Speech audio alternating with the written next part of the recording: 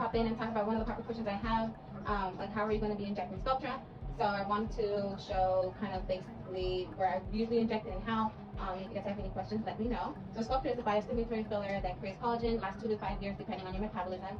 And these are the places I would inject, just based on kind of where we are having issues. I usually do the piriform right here because this helps to add support for the upper face as well as to revolumize the piriform space, because as we age we start to lose bone mass, and that's where that the hole in our nose starts to widen and just looks deeper, and the nasolabial fold just looks more deeper. So I like to add volume into the lateral cheeks right in here in these 2 points. I don't usually do bolus too much, but if I did a bolus down here, we do a little bit deep. We always reflex to make sure we're in a nice safe space. I like to use a cannula as possible to decrease chances of bruising and swelling. And if I use a needle, we're also ensuring that we're reflexing back as well. With any needle injections, you do have risk of bruising and swelling. With a filler, you have a risk of vascular occlusion, which means the filler got into the blood vessels and is causing blood flow constrictions. So with that, we also want to make sure we're in the right space. As well as with sculptra, you have a risk of nodules, which is like little tiny lumps of collagen not really collagen, of the powder that's just kind of aggregated, that hasn't quite dispersed the way it needs to. So that's why it's very important to massage your face, to have the patient massage their face 5 times a day for 5 days, 5 times a day for 5 days. So I usually like to do a little bit in the temples right in here. So we have the temporal crest, and then we can see the dip if the person has their right in here. I usually like to go in here on bone, and I like to make sure that I'm washing the tissue right to make sure that we have the adequate volume.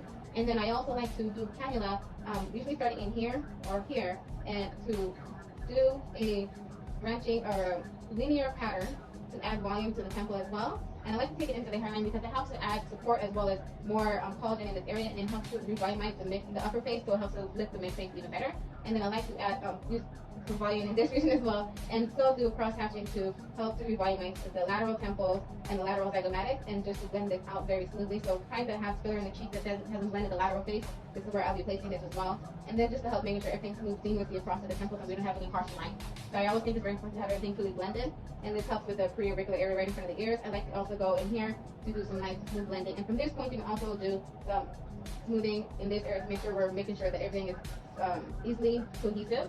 So, and some of my clients have like big jowl or some pre-jowling coming in where this is their jowl and this region is sunken. So I like to take a little bit of their sculpture and fan it into this region and go in here and then come down and fan this region as well. So it's important to understand that sculpture does not go into areas that constrict the face, like the eyes that have a circular constricting motion, because I'm also going to continue to pump in a circular motion and has a propensity to cause nodules. And the likelihood of the patient massaging their face around their eyes 5 times a day for 5 days might be a little bit lower, and it causes issues for us in the future. So it's best to not inject that place in general, as well as around the mouth. So we're not going to inject orbicularis oris or oculi with sculptra, but down in these regions, I felt it was rather safe just to cross that cross hatching for this patient. And this region up in here with the piriform is going to make their nasolabials look better, because we're helping to revolumize this area, and it helps to lift the under eye and make the under eye look more supported, as well as make the nasolabial folds look a lot more lifted and supported as well. So these are the areas I usually would go for this patient, because we want to work on their lateral face. And when you revolumize this center of their face, it helps to give them a nice pull back and more tighter looking part to their face, to be pretty much. If you guys have any questions, let me know.